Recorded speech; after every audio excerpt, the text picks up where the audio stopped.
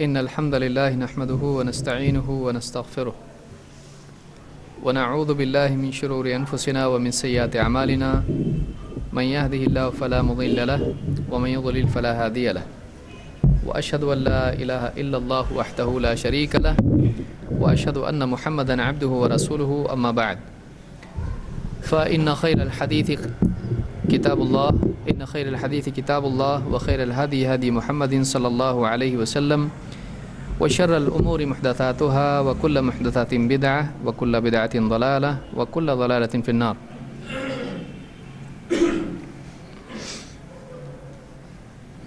قال الله تبارك وتعالى يا أيها الذين آمنوا أطيعوا الله وأطيعوا الرسول وأولي الأمر منكم فإن تنازعتم في شيء فردوه إلى الله والرسول إن كنتم تؤمنون بالله واليوم الآخر ذلك خير وأحسن تأويلا. پچھلے درس میں ایک نیا موضوع ہم نے شروع کیا تھا، اہل علم کے درمیان علمی اختلاف کے اسباب اور ہمارا اس سلسلے میں موقف، اور اس میں یہ بات ہم نے دیکھی تھی کہ بہت سارے لوگوں کے ذہن میں علماء کے اختلافات کو دیکھنے کے بعد، خصوصاً کبار علماء کے ائمہ کرام کے اختلافات کو، جو حلال و حرام کے سلسلے میں، عبادات کے سلسلے میں، یا اس طرح کے دوسرے مسائل میں جو اختلافات علماء میں ہوئے ہیں، اور الگ الگ عالموں کا الگ الگ فتویٰ ہے، اس سلسلے میں ہو سکتا ہے کسی کے دل میں ان کے لیے بدگمانی پیدا ہو کہ جب اتنے علم والے یہ لوگ تھے اور اختلاف کی برائی ان کو معلوم تھی تو انہوں نے کیوں اختلاف کیا. اور یہ ایک بہت اہم چیز ہے، اس لیے کہ اگر اس کا صحیح جواب انسان کو نہ ملے تو وہ سلف کے سلسلے میں بدگمانی کا شکار ہو سکتا ہے، اور اسلاف کا اعتماد ختم ہونا یہ انسان کے لیے نصوص کے اعتماد میں بھی فساد پیدا کرتا ہے. کیا مطلب ہے اس کا؟ کوئی بتا سکتا ہے؟ جو میں نے ابھی جملہ کہا اگر سنا ہے آپ لوگوں نے، اگر نہیں سنا ہے تو پھر سے اس کو میں دہراتا ہوں کہ سلف کا اعتماد ختم ہونا یہ نصوص کے سلسلے میں بھی اعتماد کے خاتمے کا سبب ہے. پہلے یہ بتائیے جملہ صحیح ہے یہ غلط ہے؟ یہ سمجھ میں نہیں آیا؟ نہیں آیا سمجھ میں؟ دیکھیے، ہم تک جو دین پہنچا ہے، کیا براہ راست اللہ رب العالمین نے ہم سے کلام کیا جیسے موسیٰ علیہ السلام سے کلام کیا تھا کہ ہم سے بھی کلام ہوا ہے؟ نہیں. اللہ کا حکم، اللہ کی بات کیا ڈائریکٹلی ہم کو معلوم ہوئی؟ نہیں. اسی طرح سے اللہ رب العالمین نے جو شریعت اور جو دین محمد رسول اللہ صلی اللہ علیہ وسلم کو دیا، کیا آپ صلی اللہ علیہ وسلم کی ملاقات ہم سے ہوئی ہے؟ نہیں. لہٰذا اللہ کی بات اور اللہ کے رسول صلی اللہ علیہ وسلم کی بات جو دین کی اصل بنیاد ہے، سارا دین کہاں سے ملتا ہے؟ اللہ اور اس کے رسول صلی اللہ علیہ وسلم سے. پھر آپ کا وہ دین جو آپ صلی اللہ علیہ وسلم نے دیا، اللہ کی طرف سے لا کر ہم کو پہنچایا، وہ دین براہ راست ہم کو نہیں آیا، بلکہ کیسے آیا؟ ایک کے بعد ایک، طبقہ در طبقہ، صحابہ، تابعین، تبع الاتباع جن کو کہتے ہیں، یا بعض لوگ تبع تابعین ان کو کہتے ہیں، پھر ائمہ کرام، محدثین، فقہاء اور علماء ہوتے ہوتے ہم تک پہنچا ہے. تو یہ جو دین سلف کے ذریعے سے ہم تک پہنچا ہے، اگر سلف کا اعتماد ہی ختم ہو جائے، یعنی سلف پر سے، سلف سمجھتے ہیں آپ جو ہم سے پہلے دیندار لوگ تھے، علماء تھے، ان کا بھروسہ اگر ختم ہو جائے تو پھر سوال یہ ہوتا ہے کہ جنہوں نے پہنچایا اگر وہی قابل اعتماد نہیں ہیں تو جو پہنچایا وہ قابل اعتماد کیسے ہوگا؟ تو سلف کا اعتماد ختم ہونا یہ نصوص کے اعتماد کے ختم ہونے کا سبب ہے. آپ سمجھ میں آیا کہ اگر پہنچانے والے کا بھروسہ اٹھ جائے تو پھر جو چیز اس نے پہنچائی دین کے نام پر، اس کا بھی بھروسہ کیا ہو جائے گا؟ ختم ہو جائے گا۔ لہٰذا ایک آدمی کے لیے ضروری ہے کہ سلف میں جو اختلاف ہوا دین کے مسئلے میں، اور فتوے میں اختلاف، تحقیق میں اختلاف، اقوال کا اختلاف، چاہے وہ تفسیر میں ہو، چاہے وہ فقہ میں ہو، یا مختلف چیزوں میں ہو، اس اختلاف کے لیے اس کے پاس کوئی مناسب توجیہ ہو، ایکسپلینیشن اس کے پاس ہونا چاہیے، کیوں ایسا ہوا بھائی، کیا وجہ اس کی تھی، اور کیا اس میں وہ قصوروار تھے یا ان کے پاس اس کا کوئی عذر تھا۔ اگر ان کے پاس کوئی عذر تھا تو پھر وہ قصوروار نہیں ہوئے، اگر عذر ہے تو قصور نہیں ہے، تو وہ کیا عذر ہے؟ اگر یہ صحیح طور پر آدمی کی سمجھ میں بات نہ آئے تو اس کے ذہن میں سلف کے سلسلے میں بدگمانی پیدا ہو سکتی ہے، اور اس کا نقصان کیا ہوگا؟ آدمی دین کے سلسلے میں ہی کیا ہو جائے گا؟ بدگمان ہو جائے گا، اس کو دین میں کسی چیز پر بھروسہ نہیں رہے گا، اور یہ اچھی چیز نہیں ہے۔ آدمی کے دین پر جمنے کے وسائل میں سے سلف کے کردار کا پختہ ہونا اور ان پر اعتماد ہونا یہ ایک بہت بڑا سبب ہے کہ ہمارے جو علماء تھے، ہمارے جو اسلاف تھے، صحابہ، تابعین، تبع الاتباع، ائمہ کرام، فقہا، محدثین، مفسرین، جتنے بھی ہمارے علماء گزرے ہیں، یہ قابل اعتماد لوگ تھے۔ یہ یہود کی طرح نہیں تھے جنہوں نے دین کو بیچ کر اپنی دنیا بنائی، جن کا حال یہ تھا کہ جب اللہ کی طرف سے ان کو حکم ہوا کہ چربی بیچ کر تجارت نہیں کرنا، چربی کا بیچنا کیا کر دیا اللہ نے؟ حرام۔ اللہ کے نبی صلی اللہ علیہ وسلم فرماتے ہیں اللہ کی لعنت ہو یہود پر کہ جب اللہ تعالیٰ نے ان کو چربی بیچنے سے منع کیا تو انہوں نے کیا کیا؟ چربی کو پگھلایا، اس کا تیل بنایا اور تیل بیچا۔ کہا چربی تھوڑی ہے، یہ کیا ہے؟ تیل ہے، تیل الگ ہے، چربی الگ ہے، تو ہم کیا بیچ رہے ہیں؟ تیل بیچ رہے ہیں۔ تو ایسے لوگ ان میں تھے۔ اس کو کیا کہتے ہیں؟ حیلہ۔ یہ حیلہ ہے، یعنی اگر ایسا یہاں سے ٹریفک جام ہے تو کہاں سے جائیں گے؟ وہاں سے جائیں گے۔ یہاں سے اگر آنے سے منع کیا اللہ رب العالمین نے، مت جاؤ یہاں سے، آگے مت بڑھو، تو ہم کوئی نہ کوئی دوسرا راستہ نکال کے وہیں پہنچیں گے جہاں منع کیا ہے۔ کہیں ہم وہاں منع تھا نا، نہیں پہنچنا ہے، یہاں سے آئے ہم لوگ، دوسرے راستے سے آئے۔ لہٰذا سلف سے تہمت کو اور برائی کو دور کرنا یہ بھی دین کی حفاظت اور دین کی اشاعت میں داخل ہے۔ اسی ذمہ داری کو ادا بہت سارے علماء نے کیا، جن میں سے ایک نام سر فہرست ہے، اور جو کتاب لکھی انہوں نے وہ بھی بہت ہی عمدہ کتاب ہے۔ یہ جو شبہ پیدا ہو سکتا ہے علماء کے سلسلے میں، اس کو دور کرنے کی کوشش کی علامہ ابن تیمیہ رحمۃ اللہ علیہ نے، اور انہوں نے کتاب لکھی رفع الملام عن ائمۃ الاعلام۔ رفع الملام نام ہی اس کا ایسا دیا، رفع الملام عن ائمۃ الاعلام۔ کیا مطلب ہے؟ بڑے بڑے اعلام، امام اور ائمہ جو مشہور جن کے نام ہیں، ان سے ملامت کو دور کرنا۔ ملامت کے معنی ہوتے ہیں اگر کوئی غلطی کرے تو اس کو کیا کی جاتی ہے؟ ملامت۔ کیوں کیا تو نے ایسا؟ بہت برا کیا، تو نے نہیں کرنا چاہیے تھا ایسا، تو نے نام خراب کر دیا ہمارا۔ یہ کیا ہے؟ یہ ملامت ہے۔ کسی غلطی پر کسی کو بار بار ڈانٹا جائے اور اس کو عار دلائی جائے، اس کو کیا کہتے ہیں؟ ملامت، برا بھلا کہنا اس کو۔ تو ائمہ کے سلسلے میں ایک غلط فہمی اس اختلاف کے نتیجے میں پیدا ہونی لازمی ہے۔ جتنا کم علم ہوگا اتنا زیادہ آدمی بدزن ہوگا، جتنا علم زیادہ ہوگا اور اختلاف کے ہونے کے امکانات اس کو زیادہ دکھائی دیں گے، اتنا زیادہ اس کے دل میں علماء کے لیے عذر پیدا ہوگا۔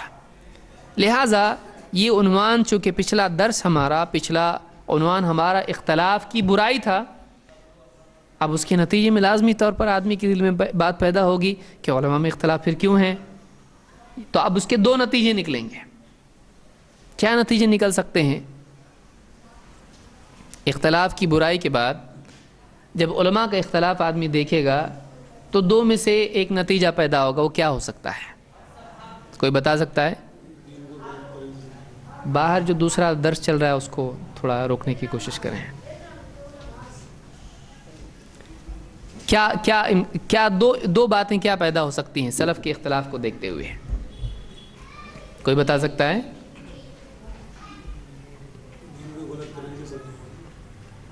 وہ تو جب ان کا اعتماد ہی نہیں تو دین کو کہاں سے سمجھے گا وہ؟ دیکھیے دو میں سے ایک بات پیدا ہوگی. یا تو آدمی ان علماء ہی کو برا قرار دے گا، یہ صحیح لوگ نہیں تھے، انہوں نے اختلاف کیا، وہ کام کیا جو برا ہے، تو سلف ہی کو آدمی کیا کر دے گا؟ مجرم قرار دے گا.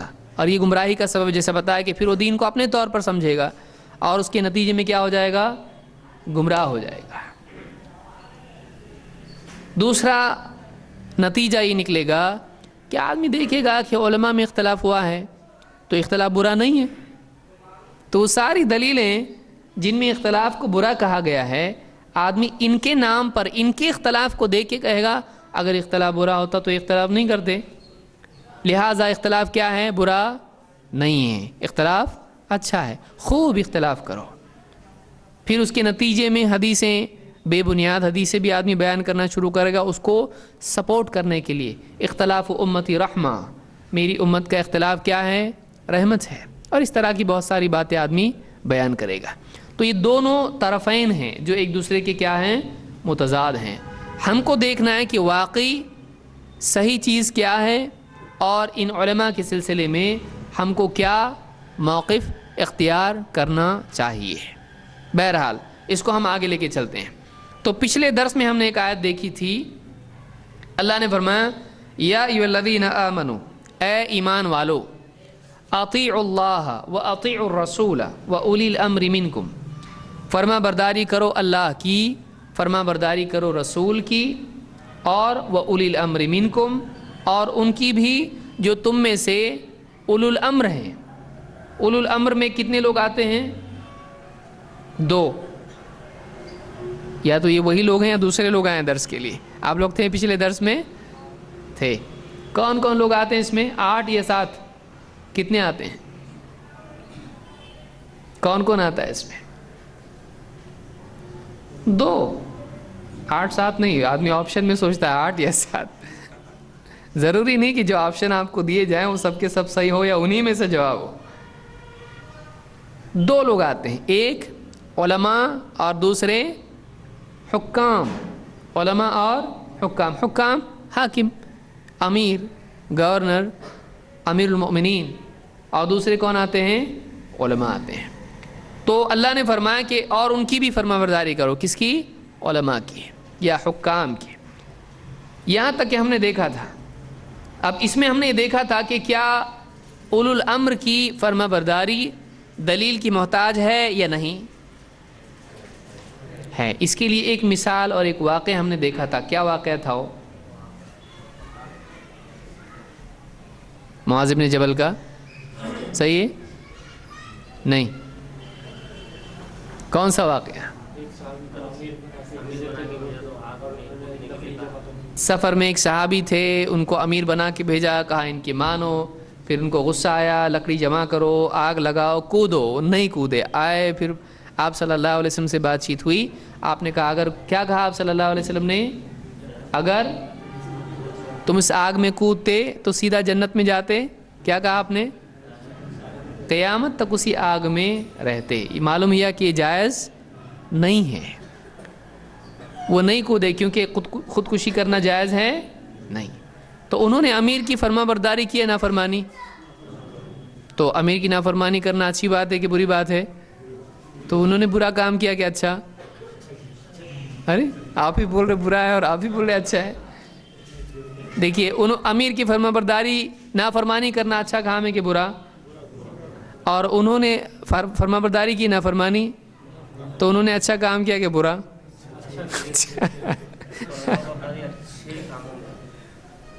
علماء کی فرما برداری یا حکام کی فرما برداری اچھے کاموں میں ہے، کیونکہ اس امیر نے جو حکم دیا تھا وہ صحیح تھا یا غلط؟ تو انہوں نے وہ حکم مانا نہیں. تو غلط حکم نہ ماننا اچھا کام ہے.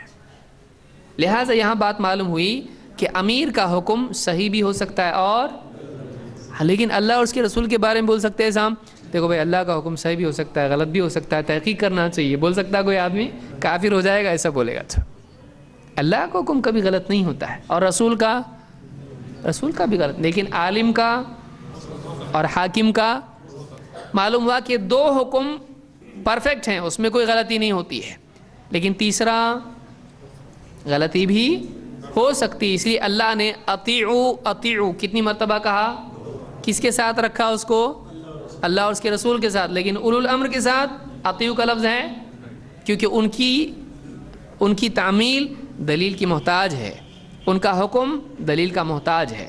اگر دلیل سے ٹکرانے والا حکم دیں تو ان کا حکم مانا نہیں جائے گا, ان کا حکم خود دلیل نہیں ہے, خود دلیل نہیں ہے. اب ہم آگے بڑھتے ہیں. اللہ نے فرمایا فَإِن تَنَازَعْتُمْ فِي شَيْءٍ فَرُدُّوهُ إِلَى اللَّهِ وَالرَّسُولِ, اگر تم میں آپس میں اختلاف ہو جائے. تنازع کے معنی ہوتے ہیں کہ فَإِن تَنَازَعْتُمْ, تنازع کے معنی ہوتے ہیں اختلاف, جھگڑا. اگر تم میں آپس میں کسی چیز میں جھگڑا ہو جائے تو تم کیا کرو, فردوہ, اس معاملے کو, اس کیس کو, اس جھگڑے کو, اس اختلاف کو, فردوہ, اس کو پلٹاؤ. کس طرف پلٹاؤ, کس کے پاس پہنچاؤ, الی اللہ والرسول, اللہ اور اس کے رسول کی طرف معاملے کو پھیر دو. کب, جب تم میں آپس میں کیا ہو جائے. تو اب یہاں پر پہلے حصے میں کتنے لوگوں کا تذکرہ تھا حکم ماننے میں, 2 کہ 3. اب جب اختلاف ہو گیا ہے تو کون اس میں سے غائب ہو گیا, 2 غائب ہو گئے, ہاں تیسرا, کیونکہ وہ خود فیصلہ تو تھا نہیں, وہ خود دلیل کا محتاج تھا, تو اس کو کیا کر دیا گیا, اب ہٹا دیا گیا. کیوں, اس لیے کہ وہ خود فیصل نہیں ہے, اس کی بات دلیل نہیں ہے. تو جب اختلاف ہو گیا تو اس کی طرف رجوع کریں گے جو دلیل نہیں ہے, یا اس کی طرف جو دلیل ہے. کیوں, اس لیے کہ 2 جج کے بیچ میں بھی کیا ہو سکتا ہے, 2 عالموں کے بیچ میں بھی کیا ہو سکتا ہے, اختلاف ہو سکتا ہے. تو وہ خود تو دلیل ہے نہیں, لہذا آخری فیصلہ اختلاف میں کس کا ہوگا, اللہ اور اس کے رسول. ایک آدمی عالم کے پاس جا سکتا ہے, بھائی دیکھیں ہم میں جھگڑا ہو گیا, آپ فیصلہ کیجئے, لیکن وہ عالم کے پاس اس اعتبار سے نہیں جا رہا کہ آپ جو بولے وہ صحیح ہوتا ہے, ایسا نہیں, بلکہ اس عالم کی بات اگر غلط ہو تو آدمی کس کے پاس جائے گا, پھر دوسرے عالم کے پاس جائے گا. یہ غلط بول رہے ہیں, یہ غلط بول رہے ہیں. ان کو پوچھا کہ بھائی آپ فیصلہ کس بنیاد پہ کیے, بولے میں ہوں نا, میرے پہ بھروسہ ہے نا, مانو. ایسا ہوتا ہے نہیں, ہم کو اللہ اس کے رسول پہ بھروسہ ہے. آپ ٹھیک ہے, لیکن آپ کی بات دلیل ہے نہیں. تو پھر دوسرے عالم کے پاس گئے, اس نے بتایا, کتاب کھول کے بولا دیکھو یہ دلیل ہے. اب اس کی بات کیا ہو گئی, اوتھینٹک, قابل اعتماد, دلیل کے ساتھ ہو گئی. اب کیونکہ آپ دیکھیے, یعنی ایک آدمی بولتا ہے بھائی آپ عالم تھوڑی ہو, آپ اپنا فیصلہ کتاب و سنت سے کیسے کرو گے, تو آپ کو کدھر جانا پڑے گا فیصلے کے لیے. بہت سارے لوگوں نے اس بارے میں کہا یہ جو آیت ہے یہ عام لوگوں کے لیے نہیں ہے. اب عجیب بات یہ ہے کہ اس میں کیا شبہ پیدا ہوتا ہے. کہتے ہیں دیکھیے اس آیت کا جو اوپر کا حصہ ہے وہ سب کے لیے ہے, بعد کا حصہ سب کے لیے نہیں ہے. کیسا, اے ایمان والو فرما برداری کرو اللہ کی, فرما برداری کرو رسول کی, اور تم میں سے جو اولو الامر ہے ان کی. یہ عوام کے لیے, سب کے لیے ہے. لیکن بعد میں جو آ رہا ہے تم میں جب اختلاف ہو جائے تو اس معاملے کو پلٹاؤ اللہ اور اس کے رسول کی طرف. کہتے ہیں یہ عوام کے لیے نہیں ہے, یہ علماء کے لیے ہے. تو پہلا حصہ سب کے لیے ہے اور بعد کا حصہ سب کے لیے نہیں ہے. ایسے کیسے ہو سکتا ہے؟ یعنی اپنے آپسی اختلاف کے فیصلے کے لیے اللہ اور اس کے رسول کی طرف رجوع کرنا عوام کے لیے نہیں ہے. آپ دیکھیے یہ غلط ہے کہ صحیح ہے کہ یہ آیت علماء کے لیے, عوام کے لیے نہیں ہے. غلط ہے. کیوں بھائی, آپ کو کون بتائے؟ صحیح ہے نا. دیکھیے یہیں اختلاف ہو رہا, صحیح ہے کہ غلط ہے؟ غلط ہے. کیوں غلط ہے؟ ابھی شروع ہوا, ابھی پکڑنا. ہاں, اللہ کا حکم سب کے لیے ہے, علماء کے لیے خاص ہے نہیں.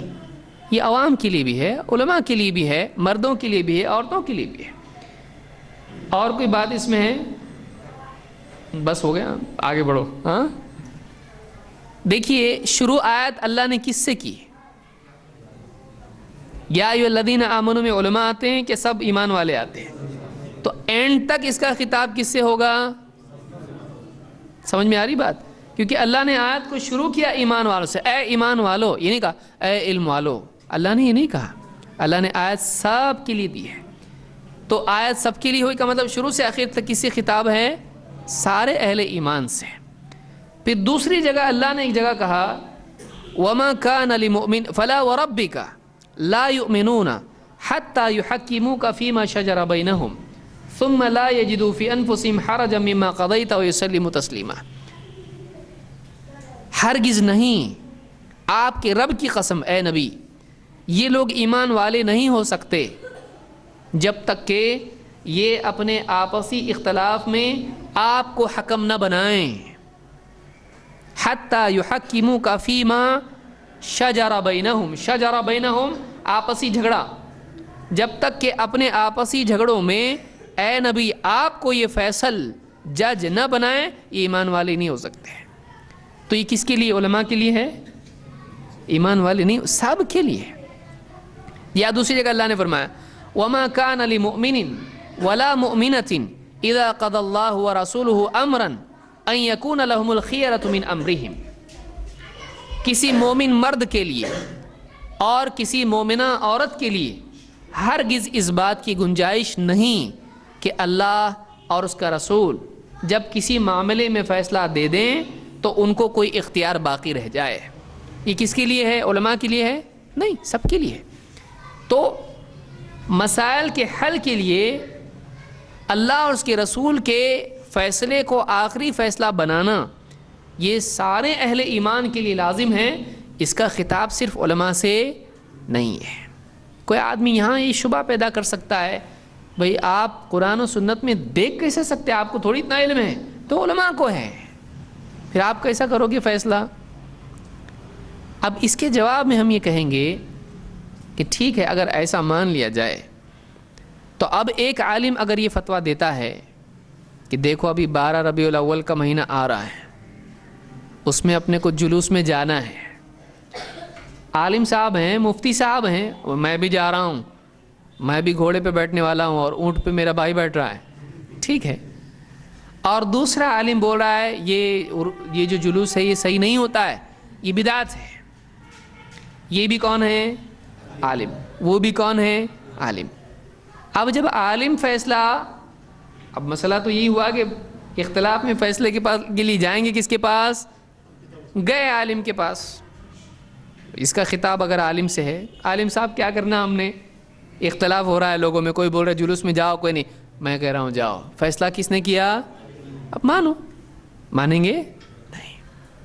پھر کوئی اس عالم کے پاس گیا، مت جاؤ، کیوں؟ میں بول رہا ہوں مت جاؤ، تو کوئی کہہ رہا ہے مت جاؤ، کوئی کہہ رہا جاؤ۔ اب اس میں سارے مسائل آ گئے، کنڈے کرنا کہ نہیں کرنا، اور فاتحہ دینا کہ نہیں دینا، اور بندی تقسیم کرنا کہ نہیں کرنا، وغیرہ وغیرہ ساری چیزیں، محرم کے روٹ بنانا کہ نہیں بنانا، تو ایسے کئی مسائل آئیں گے۔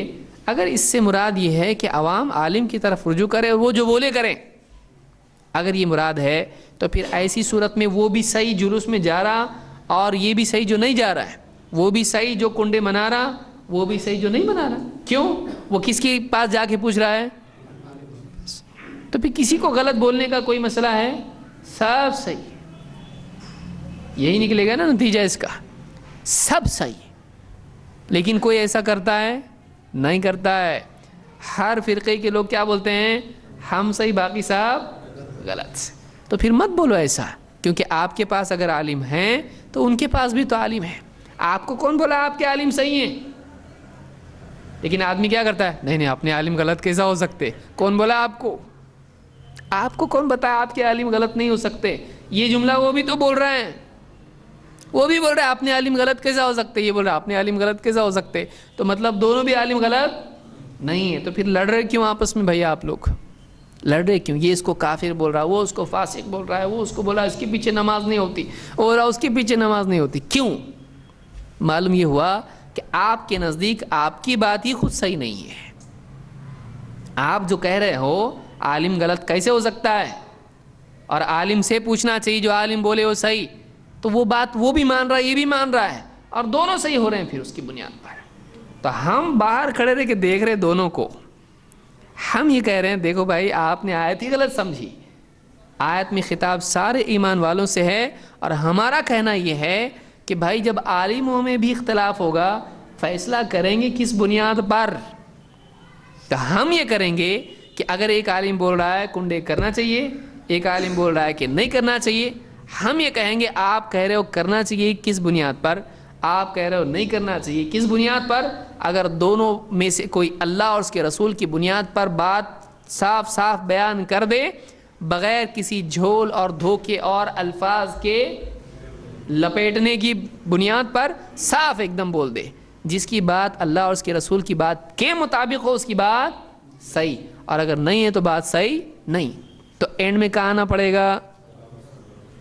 اسی لیے بہت سارے لوگ کیا بولتے ہیں, اگر کسی کو درگاہ پہ جا کے سجدے کر رہا اس کو جا کے روکنا ہو تو کیا بولتے ہیں, کیسا بولیں گے؟ اس کو بولیں گے بھائی ہمارے علماء بولتے مت کرو ایسا, بولتا ہے ہمارے علماء بولتے کرو,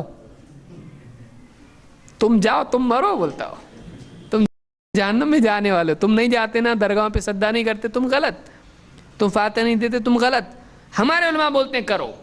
وہ کیا بولتا ہے علماء بولتے, لیکن علماء کی بات قرآن و حدیث سے چیک کرو, اب وہ اہل حدیث ہو جاتا ہے. اب دیوبندی بھی کیا ہو جاتا ہے اہل حدیث, اور اس کو غلط بتانے کے لیے بریلوی بھی کیا ہو جاتا ہے اہل حدیث. پھر ہمیشہ بنو نا, ایسے وقت میں کیوں بنتے ہیں, ایسے وقت میں کیوں اللہ اور اس کے رسول عین وقت پہ یاد آتا ہے, باقی تمام معاملات میں کیوں نہیں. اور مصیبت یہ ہے کہ ایک آدمی دوسرے کے علماء کو غلط ثابت کرنے کے لیے کتاب و سنت کا نام لیتا ہے, اپنے علماء کو چیک کرنے کے لیے کبھی کتاب و سنت کا نام نہیں لیتا ہے. لیکن ہماری دعوت یہ ہے کہ چاہے دوسرے علماء ہوں یا اپنے علماء ہوں, کوئی بھی علماء ہوں, ان کی بات اگر واقعی صحیح ہے یا غلط دیکھنا ہے تو ان سب کی بات کو کہاں کیا ناپنا, کس سے ناپنا چاہیے, کون سا پیمانہ ہے, کتاب و سنت, اپنے بھی اور دوسرے بھی. یہ صحیح پیمانہ ہے. یہ نہیں کہ ہم اپنے علماء کو تو ہمیشہ چھٹی پہ چھوڑے رکھیں اور دوسرے ہی کے علماء کو ناپتے رہیں کتاب و سنت کے پیمانے سے, اس کی فٹ پٹی سے, یہ صحیح نہیں ہے. لہٰذا اس آیت میں اللہ نے کیا فرمایا, فَإِن تَنَازَعْتُمْ فِي شَيْءٍ, فی شیء کسی بھی چیز میں, یہ نہیں کہا فی الشیء اس چیز میں, کسی ایک چیز میں نہیں, فی شیء یہ نکرہ ہے, اس کو عربی زبان میں کہتے ہیں یہ نکرہ ہے, اس میں عموم ہوتا ہے, کسی بھی چیز میں. پھر تم میں کسی چیز میں اختلاف ہو جائے تو کیا کرو, یہ کہو بھائی تو اپنی جگہ صحیح میں اپنی جگہ صحیح, اور امت کا اختلاف رحمت ہے لہٰذا چلو اچھی بات ہے کہ اختلاف اور ہو گیا, یہ کرنا ہے نہیں. اللہ نے کیا کہا, اختلاف کو باقی رکھو کہا یا ختم کرو.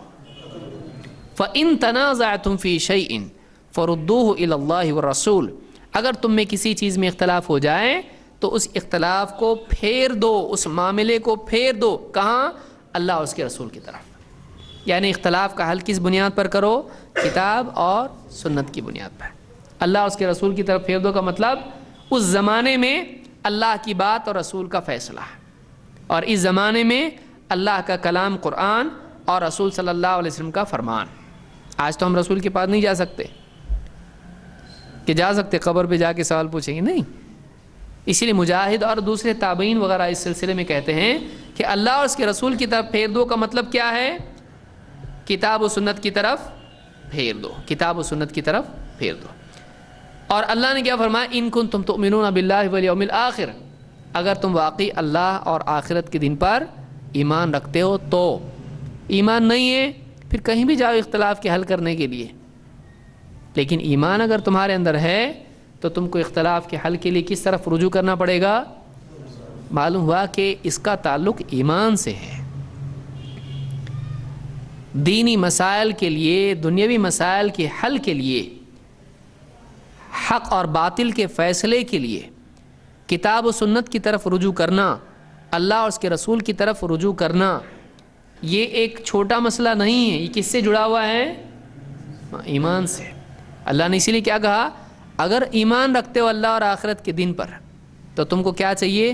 اختلاف کے فیصلے کے لیے اللہ اور اس کے رسول کی طرف رجوع کرو، عقل کی طرف نہیں، سماج کی طرف نہیں، باپ دادا کی طرف نہیں، کسی چہیتے مولوی کی طرف نہیں، پیر صاحب کی طرف نہیں، بلکہ کس کی طرف؟ اللہ اور اس کے رسول کی طرف۔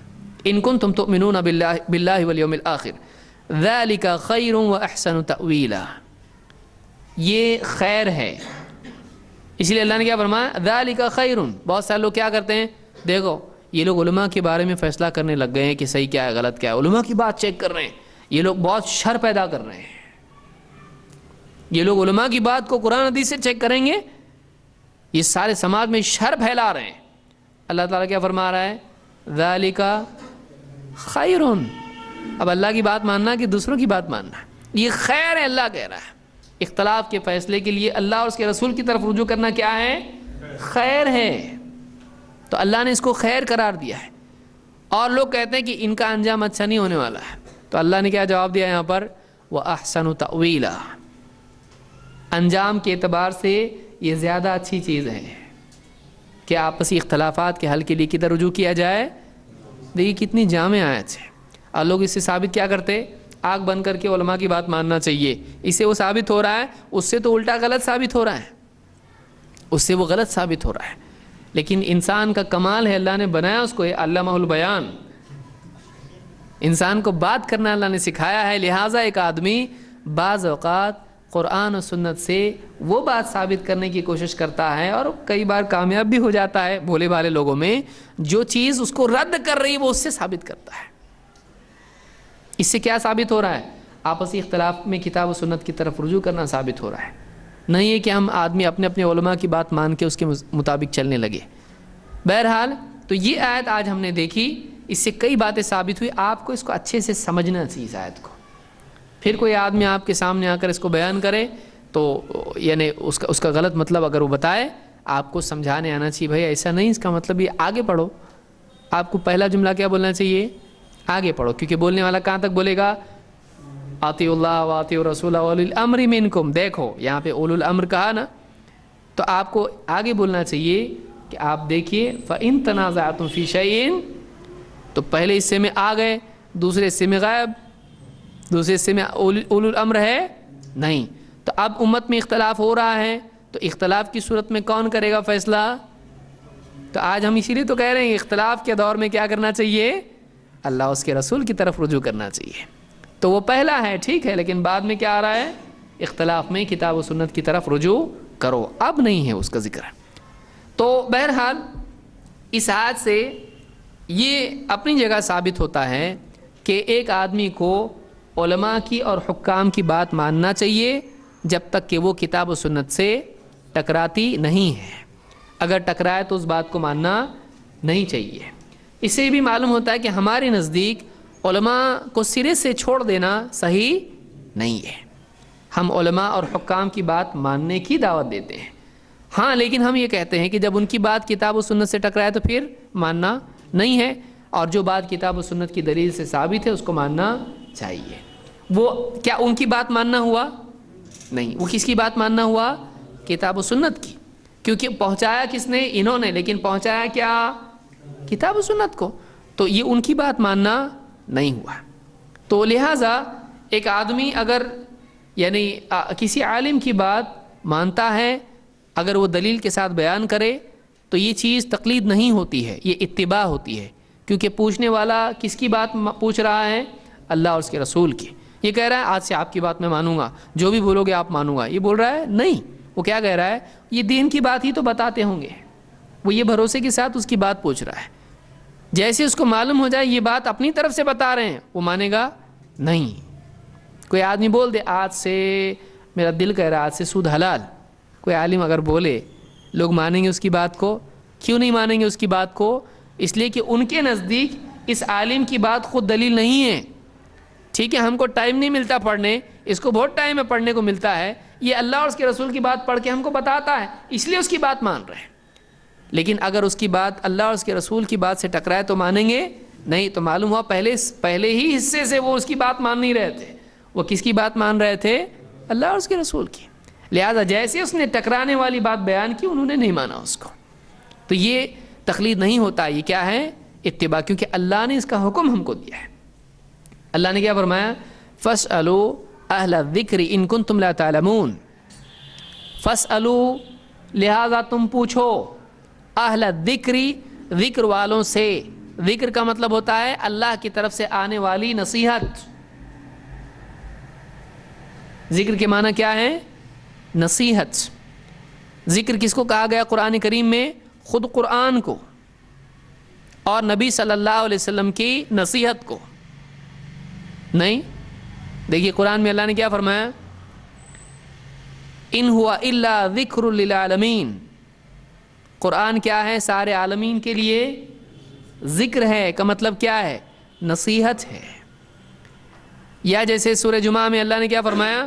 فَاسْعَوْا إِلَىٰ ذِكْرِ اللَّهِ وَذَرُوا الْبَيْعَ، چلو جلدی کرو، کس طرف؟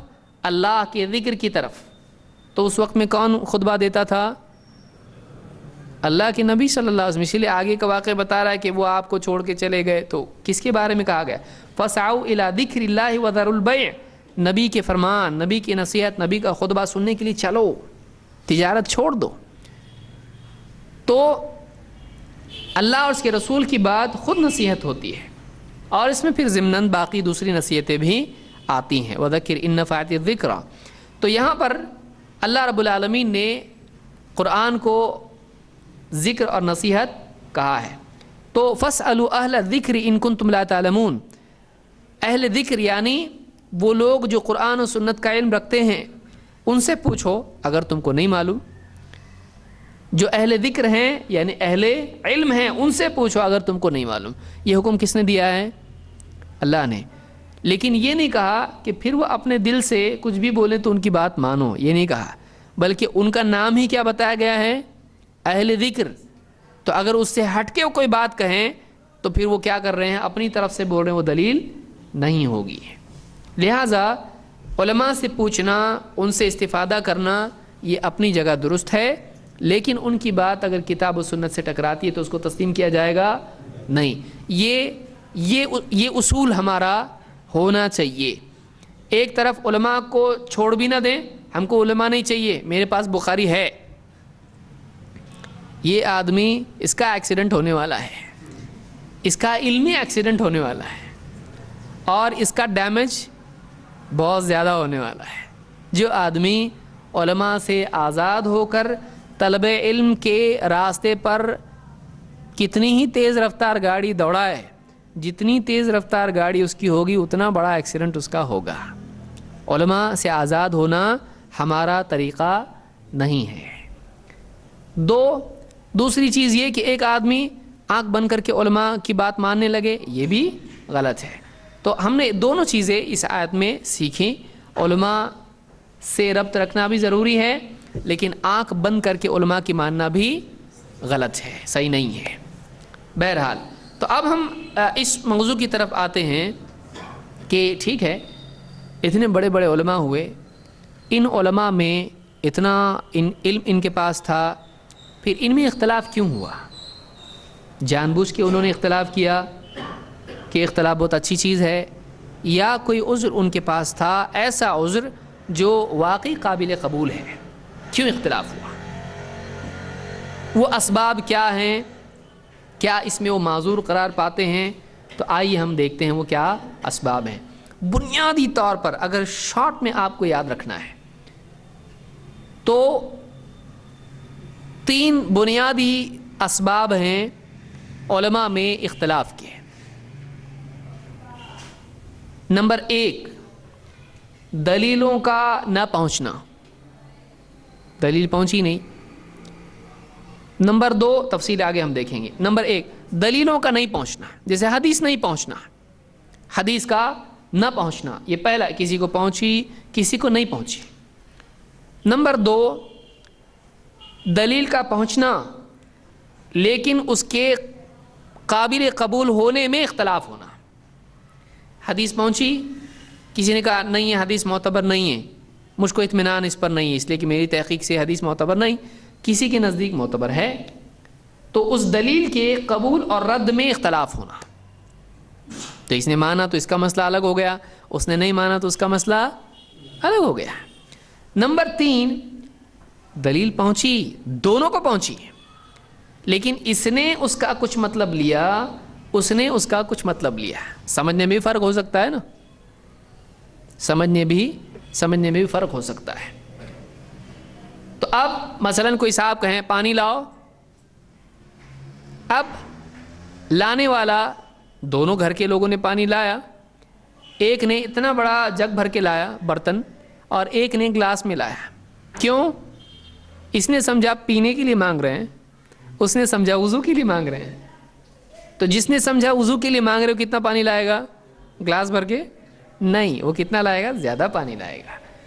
اور اس نے سمجھا پینے کے لیے تو کتنا لائے گا وہ؟ تو بعض اوقات ایک بات کے سمجھنے میں کیا ہو جاتا ہے؟ فرق ہو جاتا ہے. تو اس وجہ سے بھی اختلاف اس کی تعمیل میں ہوتا ہے کہ کیا سمجھا اس سے، تو اس کے نتیجے میں کیا کیا، تو عمل دونوں کا کیا ہو گیا؟ بدل گیا. لیکن بدلنے کی وجہ کیا ہے؟ دونوں نے حکم سنا، دونوں نے پانی لاؤ، دو ہی جملے ہیں، دو ہی لفظ ہیں، لیکن سمجھنے میں کیا ہو گیا؟ فرق. مراد سمجھنے میں فرق ہو گیا. کبھی الفاظ سمجھنے میں، معنی سمجھنے میں فرق ہوا. بہت ساری تفصیل اس کی ہے، بہت بڑا موضوع ہے یہ.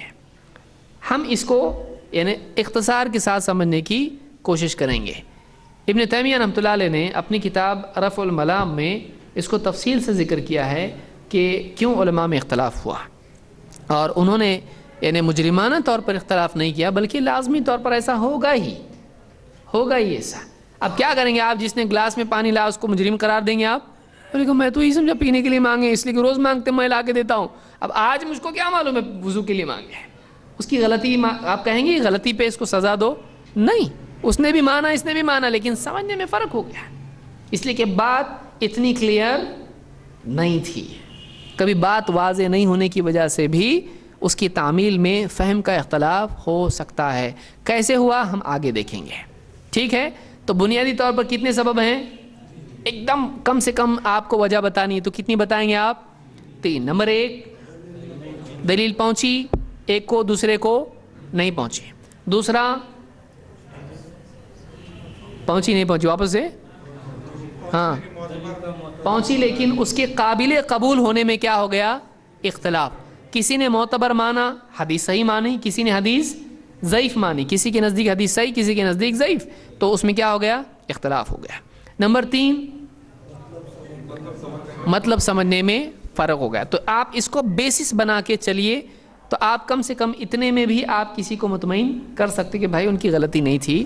ایسا ہونا لازمی چیز ہے، ایسا ہو سکتا ہے اختلاف، تو وہ غلط تھے نہیں تھے. ہاں علمی خطا ایک الگ چیز ہے، لیکن ان کو مجرم قرار دیا جا سکتا ہے؟ نہیں. آئیے دیکھتے ہیں کہ یہ کیا اختلافات تھے، کیسے ہوئے. ہم صحابہ سے اس کو شروع کرتے ہیں کیونکہ یہ چیز بعد والے دور میں ہونا تو ہونا ہی ہے، لیکن اس سے پہلے صحابہ کے دور میں اگر یہ چیز ہوتی ہے، اس طرح کا معاملہ ہوتا ہے، تو زیادہ بعد کے دور میں ہوگی کہ اتنا قریب ہونے کے باوجود جب ان میں اختلاف ہو رہا ہے کسی چیز میں، تو بعد میں ہوگا کہ نہیں ہوگا؟ بعد میں تو زیادہ ہوگا. تو آئیے دیکھتے ہیں کہ کیا ایسا ہو سکتا ہے کہ کسی بڑے امام اور عالم تک حدیث نہ پہنچے؟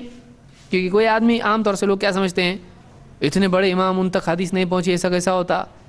آپ تک پہنچ رہی اور ان تک نہیں پہنچی. آپ کو اپنا نام صحیح لکھنے نہیں آتا اور آپ کو پہنچی، اور اتنے بڑے امام ان تک حدیث نہیں پہنچی. آپ 1400 سال بعد آپ تک پہنچی اور وہ 1400 سال پہلے ان تک حدیث نہیں پہنچی، ایسا کیسا ہو سکتا ہے؟ تو کیا یہ ممکن ہے کہ کسی بڑے امام تک اللہ کے نبی صلی اللہ علیہ وسلم کی حدیث نہ پہنچے؟ ایسا ہو سکتا؟ ہو سکتا ہے، ایسا ہو سکتا ہے ایسا، کیونکہ صحابہ تک نہ پہنچے ایسا بھی ہو سکتا ہے. اس کی مثال ہم دیکھیں گے. سادہ مثال ہے جو بارہ ہم سنتے رہتے ہیں، لیکن یہ مثال یاد رکھنے سے بہت بڑا مسئلہ ہم سمجھا سکتے ہیں. کئی باتیں اس میں سمجھانے کی ہیں. آئیے دیکھتے ہیں کہ اس روایت میں کتنے سبق ہمارے لیے چھپے ہیں. عبید ابن پہلا جو یعنی سبب ہے وہ کیا ہے؟ حدیث کا پہنچنا نہیں پہنچنا، یا ہم کہیں گے علم کا پہنچنا یا نہ پہنچنا. لا علمی کی وجہ سے اختلافات ہو گئے، ایک کو بات معلوم تھی، ایک کو بات معلوم نہیں تھی. علم کا پہنچنا یا نہیں پہنچنا پہلا سبب.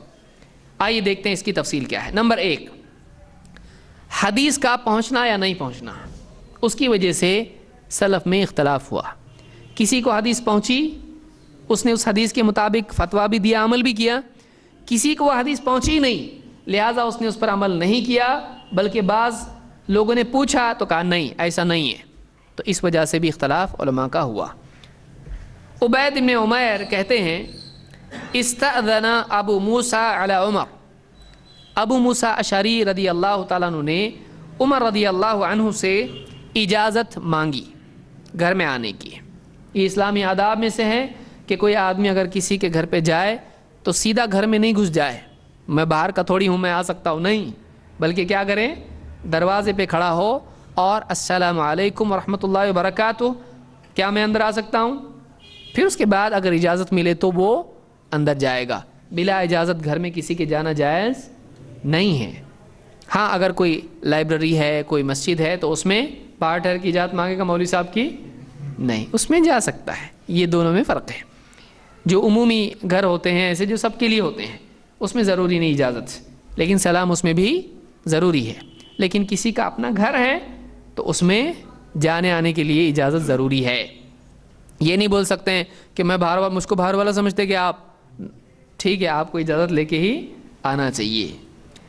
استأذن ابو موسیٰ علی عمر فكأنه وجده مشغولا فرجع، فكأنه وجده مشغولا، ابو موسیٰ اشعری رضی اللہ عنہ کو لگا کہ شاید یہ مشغول ہیں، کیونکہ عمر رضی اللہ تعالیٰ عنہ کی طرف سے اجازت نہیں ملی، کوئی جواب نہیں آیا، آؤں کیا نہیں، کوئی جواب ہی نہیں، تو انہوں نے کیا سوچا، بزی ہوں گے اور اجازت نہیں مل رہی ہے تو کیا کرنا پڑے گا، ابھی پردہ ہٹا کے جھانک کے دیکھنا پڑے گا۔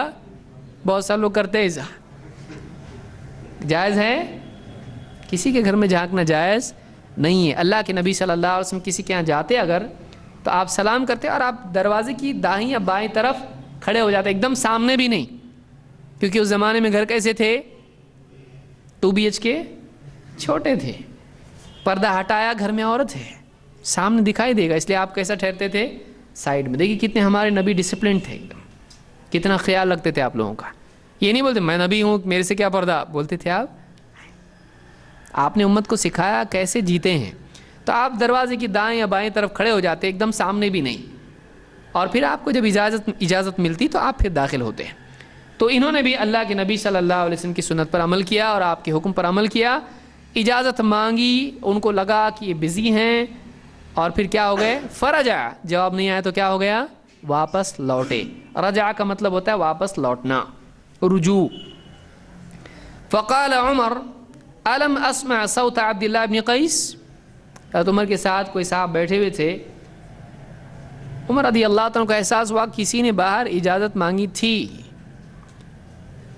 سامنے والے سے نے کہا یہ عبداللہ ابن قیس کی آواز تھی نا، حضرت عمر نے کیا کہا، الم اسمع صوت عبداللہ ابن قیس، یہ جو آواز میں نے سنی یہ عبداللہ ابن قیس کی تھی۔ ابو موسیٰ اشعری کا نام کیا ہے، ابو موسیٰ کنیت ہے، ان کا نام کیا ہے، عبداللہ ابن قیس۔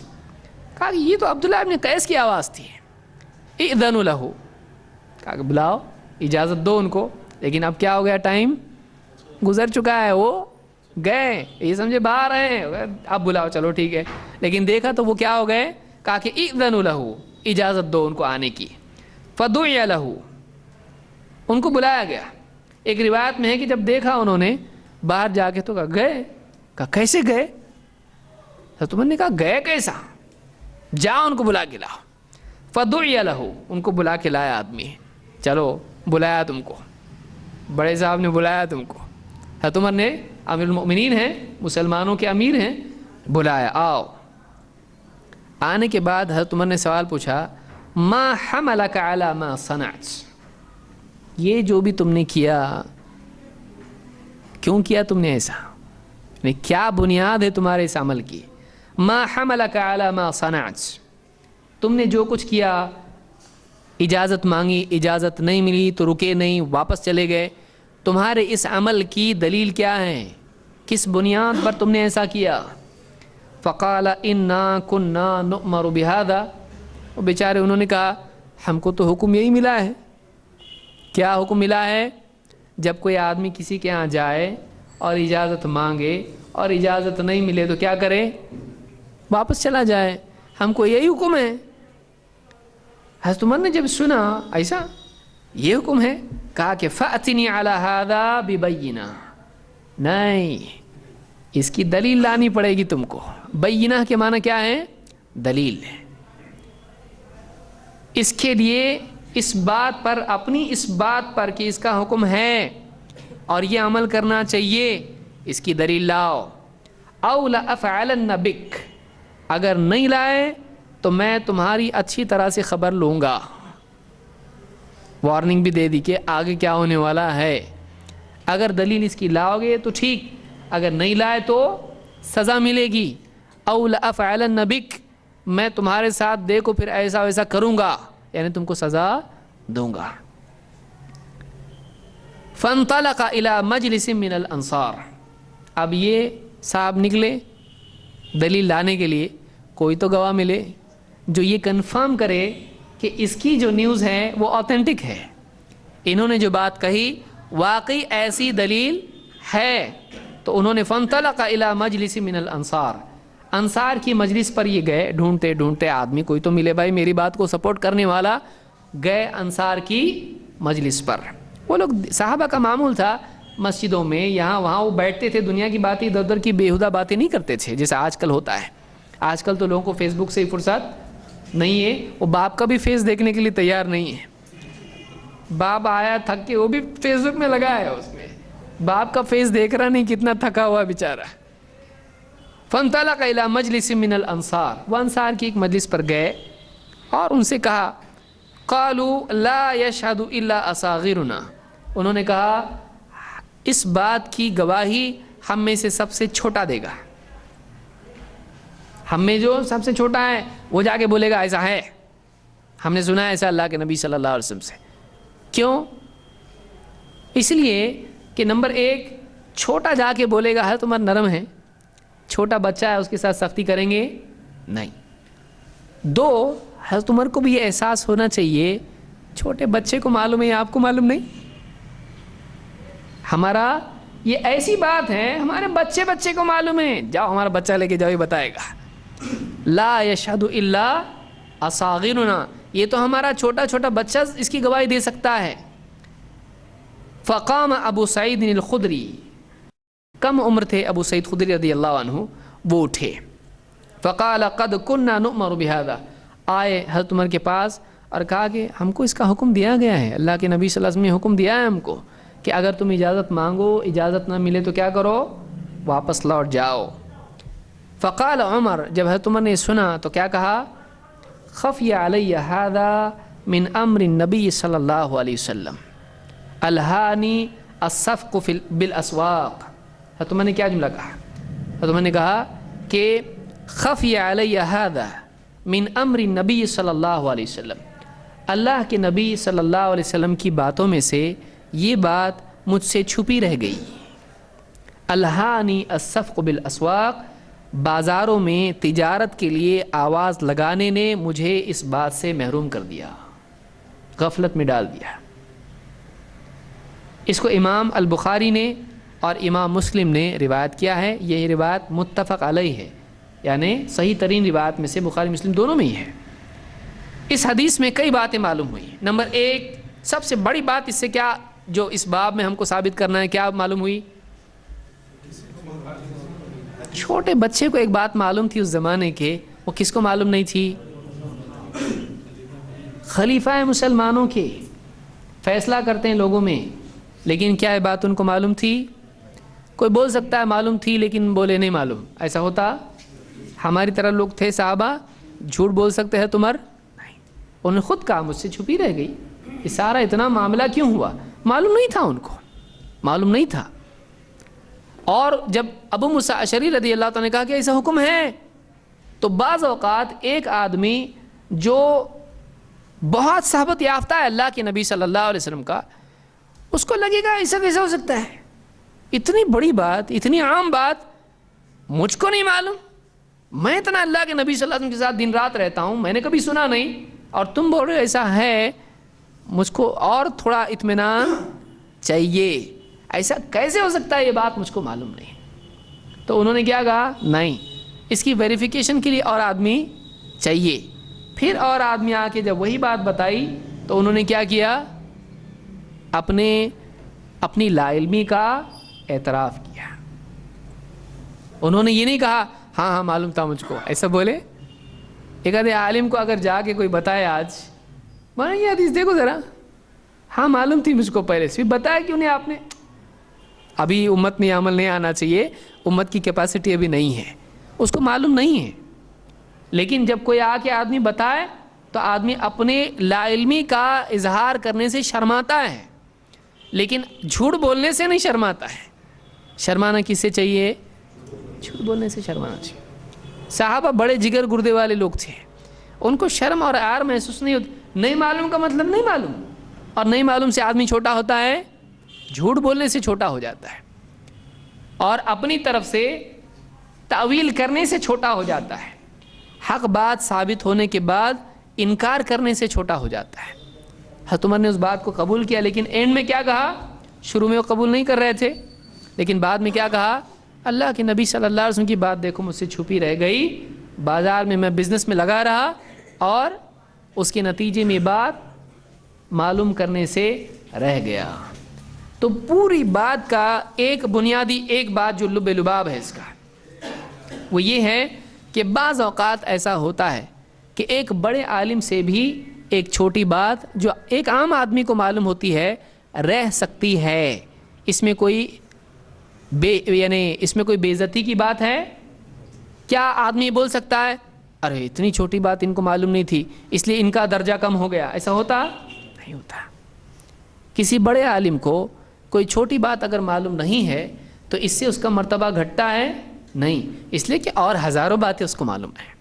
کسی ایک بات کا نہ معلوم ہونا اس کے لیے کوئی عار کی چیز ہے نہیں ہے. بعض اوقات نوجوان کسی عالم سے سوال پوچھتے ہیں, وہ انٹرنیٹ پہ ادھر ادھر ڈھونڈتے ہیں, کوئی کتاب پڑھ رہے ہوتے ہیں, اس میں کوئی بات مل جاتی ہے.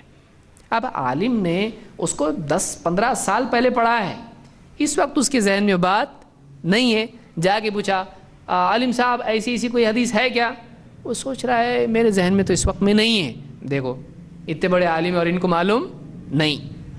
اب وہ اس کو 50 سوال پوچھے گا عالم, اس کو معلوم ہے یہ ایک ہی مسئلے کا چیمپئن ہے, اس کو ہزاروں مسئلے معلوم ہیں, کیا کیا یاد رکھے گا وہ.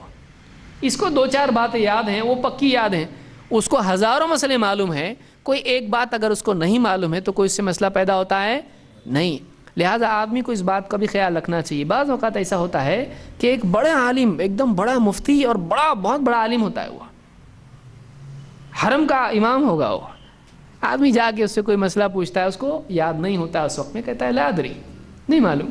بس دیکھو یہ کیسے عالم ہے, اتنے بڑے امام ہیں, ہٹاؤ ان کو یہاں سے. تو یاد رکھیں کبھی بھی کسی عالم کے جواب نہ دینے سے یا اس کو معلوم نہیں ہونے سے اس کا مرتبہ گھٹتا ہے نہیں.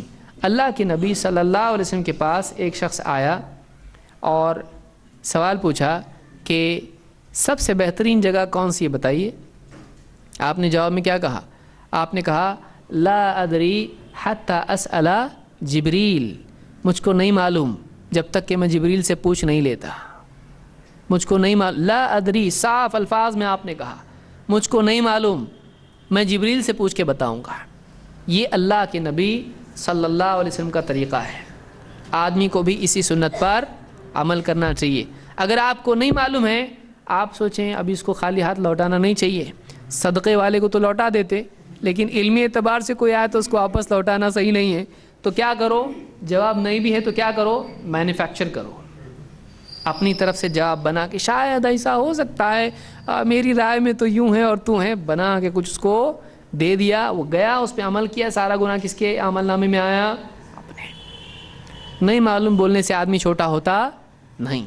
تو اس روایت میں ایک بات یہ معلوم ہوئی کہ آدمی, اس میں دیکھیے کئی باتیں معلوم ہیں. نمبر 1, عمر رضی اللہ تعالیٰ عنہ کو جب معلوم پڑی ایک بات اور ان کو اطمینان نہیں ہوا تو انہوں نے کیا کہا, دلیل لاؤ.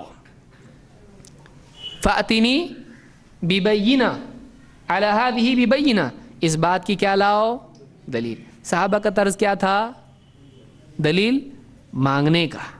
تو ہمارا بھی طریقہ کیا ہونا چاہیے؟ مانگنے کا. اب بہت سارے لوگ ہم کہتے ہیں وہ خلفاء راشدین کے طریقے پہ نہیں چلتے، پھر دلیل مانگے تو دلیل نہیں دیتے ہیں، ذلیل کرتے ہیں. اب یہ کس کا طریقہ ہے؟ حضرت عمر کا طریقہ نہیں دلیل مانگنا. دلیل مانگنا چاہیے. ایک آدمی دلیل مانگے، کوئی غلط نہیں ہے، انہوں نے دلیل مانگی.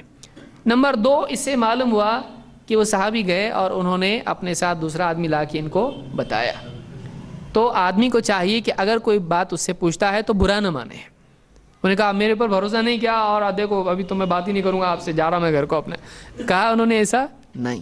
وہ گئے اور جا کے انہوں نے ایک دلیل جو بھی تھی دوسرے صحابی کو لے کر آیا، کنفرم کر دی بات. برا نہیں مانا انہوں نے، اپنی بے عزتی نہیں مانی. اس لیے کوئی آدمی کہے نہیں بھائی تم دلیل جب تک کہ دو گے نہیں بات نہیں مانتا میں. کسی عالم سے کوئی کہے تو اس کو برا ماننا چاہیے نہیں، اس کو دلیل لانا چاہیے، اس کو دلیل دینا چاہیے. آج نہیں ہے ٹھیک ہے، کل تحقیق کر کے بتاتا ہوں، کوئی بات نہیں. لیٹ ہونے سے آدمی غلط ہوتا نہیں. اللہ کے نبی صلی اللہ علیہ وسلم کے پاس لوگ آئے، پوچھا ہم کو بتاؤ ذوالقرنین کے بارے میں بتاؤ، روح کے بارے میں بتاؤ، اصحاب کہف کے بارے میں بتاؤ. آپ نے کیا کہا؟ کل آنا میں بتاؤں گا. تو فوراً جواب نہیں دینے سے آدمی برا ہو جاتا، غلط ہو جاتا نہیں. ٹائم لینا چاہیے آدمی کو، فوراً جواب دینے کی ضرورت نہیں ہے. غلط جواب دینے سے دیر سے صحیح جواب دینا زیادہ اچھا ہے، اس لیے کہ غلط جواب جلدی دینے سے آدمی جہنمی بن جاتا ہے اگر اپنی طرف سے کچھ بھی بولے دین میں. لہٰذا اسے یہ بات معلوم ہے. مزید اس میں ایک شبہ پیدا ہوتا ہے کہ کیا حضرت عمر کے نزدیک ابو موسیٰ اشعری رضی اللہ تعالیٰ عنہ قابل اعتماد نہیں تھے؟ کیا تھے؟ پھر مانا کیوں نہیں؟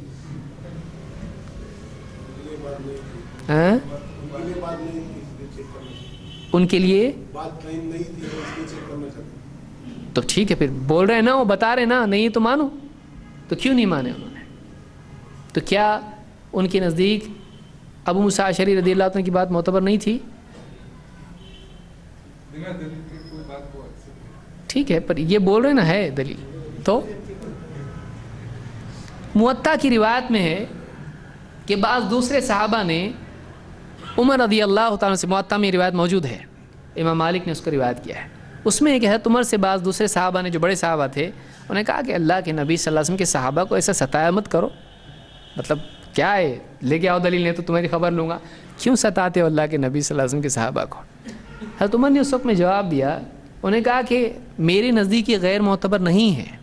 یہ نہیں کہ میں ان کو غیر معتبر مانتا ہوں، لیکن میں نے چاہا کہ کوئی باتیں بنانے والا باتیں بنانے نہ لگ جائے.